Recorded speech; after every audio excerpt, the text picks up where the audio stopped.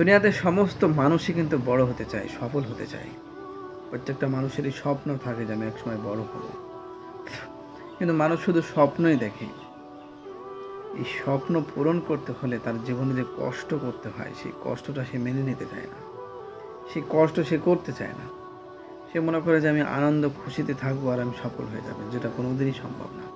কোনো প্রকৃতিও, এই দুনিয়াতে যত প্রকৃতি আছে, কোনো প্রকৃতিও কষ্ট ছাড়া সে সফল হয় না। আপনি নিজেই একটু ব্রেন খাটিয়ে দেখেন, কোনো জিনিস কষ্ট ছাড়া সে সুন্দর হয় না। আমরা যে সোনা রূপা মালা তৈরি করি, লোহা দিয়ে যত জিনিস তৈরি করি, এমনি এমনি কি সুন্দর হয়ে যায় না? তাকে পুড়িয়ে, তাকে বেড়ে কত রকম প্রসেস করার পরে কিন্তু সেই জিনিসটা সুন্দর হয়।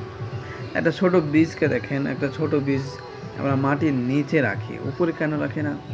মাটির নিচে এজন্য রাখি, মাটির গভীরে এজন্য রাখি যাতে সে তার শিকড় আরও গভীরে দিয়ে সুন্দর একটা বড় গাছ হতে পারে। যদি আমরা বীজটা উপরে রাখি, যদি এত কষ্ট করার কী দরকার, তুমি উপর থেকে বের হয়ে আসো, তাহলে কিন্তু সেই বীজটা নষ্ট হয়ে যেতে পারে এবং সেই গাছটা নাও হতে পারে।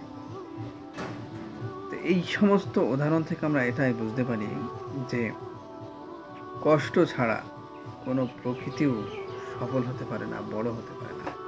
কিন্তু আমরা মানুষ সবসময় ভেবে নিই আনন্দতে থাকবো আর আমার জীবন সুন্দর হয়ে যাবে, আমি বড় হয়ে যাব। আর একটা গল্প আপনাদেরকে আমি বলা হলো একটা কৃষকের। তো কৃষক প্রতিবারই ফসল জমিনে আবাদ করে, ফসল ভালো হয় না। ঝড় বৃষ্টি অটাইমে, রোদ অটাইমে। তো সে বারবার আল্লাহ তাআলাকে বলতে থাকে যে তুমি সবসময় অসময় বৃষ্টি দাও, অসময় ঝড় দাও, অসময় রোদ দাও। আল্লাহ তাআলা তাকে একদিন স্বপ্নে বলছে, ঠিক আছে, আজ থেকে, গল্পটা কাল্পনিক হলেও গল্পের ভিতরে শিক্ষা রয়েছে। আজ থেকে তোমার দায়িত্ব, তোমার ভয়ে যখন পানি লাগবে পানি দিবে, যখন রোদ লাগবে রোদ দিবে, যখন বাতাস লাগবে বাতাস দিবে, সব কিছু টাইম মতন করবে। এটা তোমার দায়িত্বে, তোমার জমিতে আমি দিয়ে দিলাম।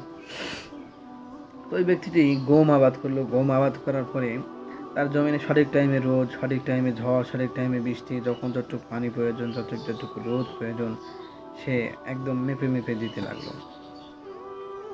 তো গম সবার চেয়ে অনেক বড় হয়েছে, সমস্ত মাঠের ভিতরে তার গম সবচেয়ে বড়। তো গম কাটার পরে সে গম যখন মড়াই করলো, দেখলো যে গমের ভিতরে ফাঁপা, গমের শীষ হয়েছে কিন্তু গমের ভিতরে ফসল নেই, ফাঁপা। আল্লাহ তাআলাকে বলছে যে তুমি ইচ্ছা করেই আমাকে ফসল দেওনি।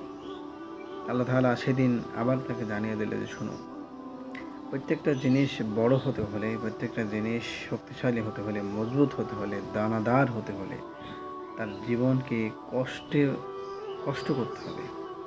রোদে পড়ে, ঝড়ে, বৃষ্টিতে সহ্য করতে হবে তাকে।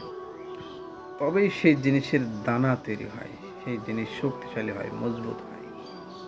তুমি যদি সব কিছু তার জন্য সুবিধা তৈরি করে দাও, তাহলে কিন্তু সেই জিনিস সুন্দর হবে না, সফল হবে না।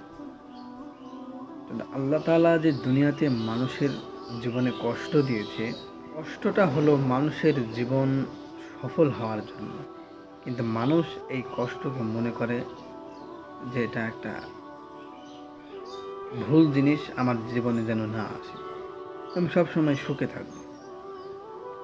কিন্তু পৃথিবীতে যত মানুষ বড় হয়েছে তাদের ইতিহাস আপনি পড়ে দেখেন, বিল গেটসের কথা বলেন, এলন মাস্কের কথা বলেন, মার্ক জুকারবার্গের কথা বলেন, বাংলাদেশে যত বড় মানুষ আছে, তারা এমনি এমনি শুয়ে থেকে আনন্দে বড় হয়ে গেছে, এরকম ইতিহাস যদি কোনো মানুষ আপনাকে শোনাতে পারে যে আমি কিচ্ছু করিনি, শুধু আনন্দ করেছি আর বড় হয়ে গেছি।